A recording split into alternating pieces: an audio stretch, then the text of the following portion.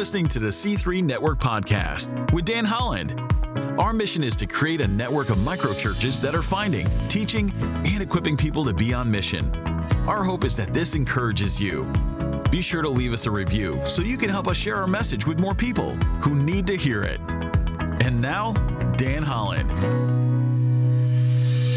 Have you ever tried to organize a drawer without emptying it first? You move things around, stack a few items, maybe throw out a paper clip or two, but you never deal with the real problem. The drawer may look different, but it doesn't function any better. Why? Because you rearrange the chaos instead of confronting it. That's how many people live. They don't change their commitments. They just shuffle them around. Then they wonder why nothing changes. Welcome back to the Genesis Way. I'm Dan Holland, and today we take the first bold step toward living a life that reflects God's design. Now, last time we learned our days are numbered, and the time is something we steward, not manage. Today we go deeper. Before you can shape your life according to God's purpose, you must be honest about what's already in it. You must confront the chaos. You must dump it. Now, Genesis 1 begins with a stark picture. It says, in the beginning, God created. Then he says, now the earth was formless and empty. Darkness was over the surface of the deep. See, God created. He dumped it all out. And it was messy, it was formless, it was empty, it says. It was chaos and disorder, no structure. So before God formed anything, before light or land or life, he created. And creation started with dumping it all out. Now, if you want your life to change, you have to start where God starts, not by adding more, not by rearranging what you already have. See, transformation begins with inventory. Most people feel overwhelmed, not because they lack time, but because they carry too many undefined commitments. Their calendar is full, their soul is tired, yet they can't explain why. They've never dumped everything out on the table. See, God cannot shape what you refuse to expose. He disciples real people with real responsibilities, pressures, and limitations. That means step one of the Genesis way is intensely practical. Dump it out. That means writing down everything that occupies your time, your energy, your attention, and just your emotional bandwidth. Not just what you do, but what you carry. Now, Paul says it this way. He says, we take captive every thought and we make that obedient to Christ. So you don't take something captive accidentally. You identify it, confront it, and you seize it. Many people let responsibilities roam free like wild animals, trampling peace and draining joy, consuming every moment. But you can't take captive what you refuse to name. Jesus modeled this perfectly. He didn't say yes to every opportunity. Think about that. He didn't meet every demand. He did what the Father assigned him to do, no more and no less. You remember in John chapter 17, he prayed, I have brought you glory on this earth by completing the work you gave me to do. And not the work people expected, not the work others demanded. It was the work God gave him. So if Jesus didn't carry everything, why do we?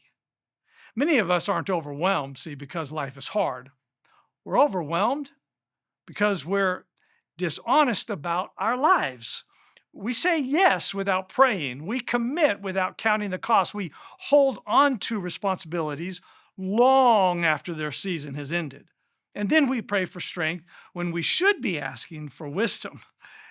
Your life will not change until you stop managing imaginary time and start stewarding real assignments, real responsibilities. Now, here's a phrase that may sting just a bit. Every yes steals from something. When you say yes to things God didn't give you, you are saying no to things He did. Dumping it isn't optional, it's foundational. Before you can shape your time, you have to identify what is it that occupies your time. Clarity is not a preference. It's a prerequisite to getting things right. So what belongs on your, what we're calling a dump it list? Well, everything. Every role, spouse, parent, employee, leader, every recurring activity, meetings, hobbies, obligation, ministries, whatever it is. Every emotional investment, who you worry about, who drains you, who consumes mental space. If it has access to your time, your attention, your phone, your energy, then it goes on that page. If it costs you something, it belongs on that list. This is where many Christians stall. They pray vague prayers like, Lord, help me do better, which pray anyway, but it's a vague prayer, without defining what better means. Prayer is powerful, but prayer without clarity often produces frustration. Dumping it is an act of worship. You are acknowledging that God is Lord of your time and that nothing gets to hide in the shadows. You cannot surrender what you refuse to admit you possess. Now, here's your assignment. Get a blank sheet of paper or use the dump it worksheet, I'll tell you about in a minute, and write everything down. Don't organize it. Don't evaluate it. Don't justify it. It's not the point of this. Just dump it. You'll be surprised by what surfaces. There's forgotten commitments. There's assumed expectations. There's roles you never honestly consciously chose. And something will begin to shift. You'll begin to realize that you're not out of time. You're simply out of alignment. And alignment is possible. God never asked you to steward what He hasn't first revealed. Dumping everything out doesn't create chaos. It exposes it so that God can speak order. Genesis teaches us this: when humans bring honesty, God brings clarity. If you expose what's hidden, God will reveal what matters. If you want it, you can simply click the link in the show notes for a free Dump It worksheet to guide you in the process. Now, don't trust your memory.